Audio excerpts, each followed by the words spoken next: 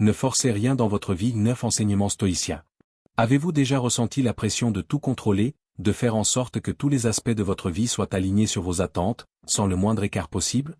Combien de fois avez-vous essayé de forcer les choses, d'imposer votre volonté à des événements ou à des relations qui, malgré vos efforts, vous échappaient? Si cette lutte permanente vous semble familière, vous n'êtes pas seul. Cette quête incessante de maîtrise finit par peser lourdement sur nous, nous laissant parfois vides, épuisés, voire en colère contre la vie elle-même. Dans ces moments-là, nous pouvons nous sentir désemparés, voire impuissants, face à ceux qui refusent obstinément de s'adapter à nos attentes. Nous cherchons désespérément des réponses et des solutions pour reprendre le contrôle, mais en réalité, cette pression ne fait qu'éloigner la paix que nous espérons. La sagesse stoïcienne propose une voie différente. Elle nous apprend à ne rien forcer, à accueillir les événements avec un regard bienveillant et à faire la distinction entre ce qui dépend vraiment de nous et ce qui, par nature, échappe à notre contrôle. Dans cette vidéo, je vais partager avec vous 9 principes puissants qui vous guideront vers une nouvelle façon de vivre, plus calme et plus paisible. Ces principes vous montreront comment, en cessant de forcer les choses, vous pouvez trouver une liberté insoupçonnée, un équilibre où la vie devient moins une lutte et plus une danse harmonieuse.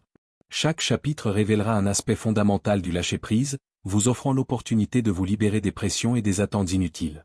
Restez avec nous jusqu'au dernier chapitre, car il vous révélera la clé ultime pour atteindre une paix intérieure inébranlable, celle qui vous permet de naviguer dans la vie sans contrainte.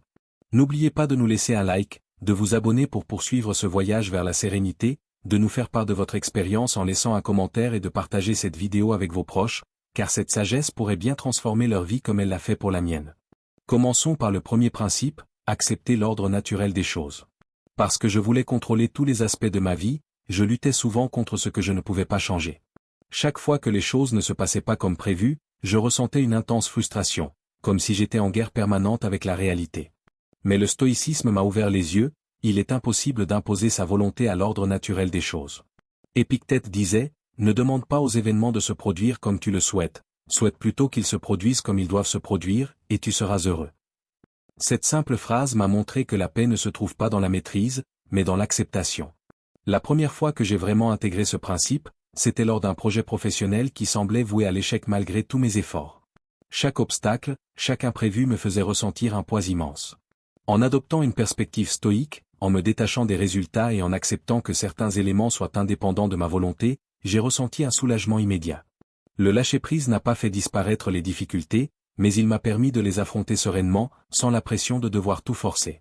Lorsque j'examine d'autres aspects de ma vie, je réalise à quel point j'ai accumulé des tensions inutiles simplement en voulant tout diriger. Qu'il s'agisse de relations, de projets ou même de santé, le fait de forcer les choses allait à l'encontre du cours naturel de la vie. Sénèque a dit, « Rien n'est plus honorable que l'acceptation de ce qui doit être ».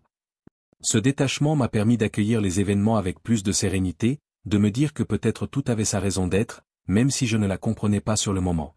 Ce principe m'a permis de vivre en harmonie avec le monde. En cessant de lutter contre ce qui me dépasse, je découvre un espace de paix en moi, un lieu où je peux respirer sans me battre pour chaque détail. J'apprends à être témoin de la vie plutôt que d'essayer d'en être le maître. Cette approche me permet d'aborder chaque jour avec un cœur plus léger, sachant que le lâcher-prise est une forme de courage et de sagesse. L'acceptation de l'ordre naturel n'est pas une résignation, mais une invitation à ne plus s'épuiser en vain. En suivant ce principe, j'ai retrouvé une liberté intérieure, un espace de tranquillité où les pressions extérieures n'ont plus cours. La paix, ai-je découvert, réside dans la capacité à accepter la vie telle qu'elle est, sans essayer de la forcer à correspondre à nos désirs. Passons maintenant au deuxième principe, faites la distinction entre l'effort et la lutte. J'ai longtemps confondu effort et lutte, pensant que pour atteindre mes objectifs, je devais me battre sans relâche, quitte à m'épuiser. Mais les stoïciens distinguent ces deux notions avec une grande clarté. L'effort est noble, mais la lutte acharnée mène à l'épuisement. Sénèque disait, l'effort mène à l'accomplissement, la lutte à l'épuisement. Je me suis rendu compte qu'à chaque fois que je forçais les choses au-delà du raisonnable, je perdais mon équilibre, car j'étais pris dans une quête de contrôle sans fin. Il m'est arrivé de m'investir à fond dans des relations qui nécessitaient une immense énergie, dans l'espoir de sauver une relation qui se détériorait. Mais chaque tentative, chaque mot, chaque geste me fatiguait encore plus, comme si je nageais à contre-courant. En apprenant à différencier l'effort sain de la lutte toxique, j'ai choisi de faire des efforts sans m'attacher aux résultats. Je pouvais désormais avancer sans me sentir consumé par le désir de tout maîtriser. Marc Aurèle disait que ton effort doit être léger et couler comme un fleuve. Cette image m'a permis de comprendre la différence. Lorsque je me concentre uniquement sur l'effort, sans chercher à forcer le résultat, je trouve un équilibre qui me permet d'agir sans me perdre. Il s'agit d'accepter les résultats, quels qu'ils soient, avec une sérénité nouvelle. Cette façon de vivre est une source de paix qui transforme chaque étape en une expérience d'apprentissage, sans pression excessive. Ce principe m'a également montré que la vie elle-même est un flux, et que forcer ce flux conduit à une résistance intérieure, une tension constante. En lâchant prise, en pratiquant un effort calme et régulier, je découvre un état d'harmonie où tout se passe à son propre rythme. Le lâcher-prise préserve une énergie précieuse, une force qui n'est plus dispersée dans des batailles inutiles. Aujourd'hui, je choisis l'effort sans la lutte. Cette décision me permet de préserver ma paix intérieure, de m'engager dans la vie sans que chaque pas devienne une bataille. J'avance en acceptant les choses comme elles viennent, et cet effort fluide devient une source de sérénité durable, un chemin où je marche sans m'épuiser. Abordons maintenant le troisième principe, lâcher prise sur les résultats. Le lâcher-prise sur les résultats est probablement l'un des enseignements stoïciens les plus libérateurs, mais aussi l'un des plus difficiles à appliquer. Nous vivons souvent avec une vision précise de ce que nous voulons atteindre, une attente de succès, de reconnaissance, de perfection. Mais le stoïcisme nous invite à rediriger notre attention sur l'action elle-même et non sur ses fruits.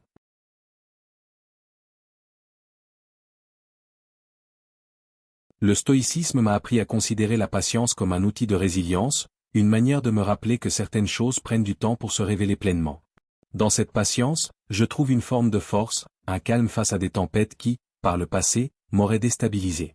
En acceptant que les difficultés fassent partie du voyage, j'ai découvert que chaque épreuve, chaque moment d'incertitude, m'apporte un apprentissage que je n'aurais jamais acquis autrement.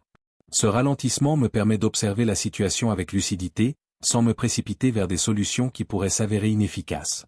La patience n'est pas une passivité, mais une maîtrise de soi qui nous rappelle que la précipitation peut nous faire manquer des éléments précieux.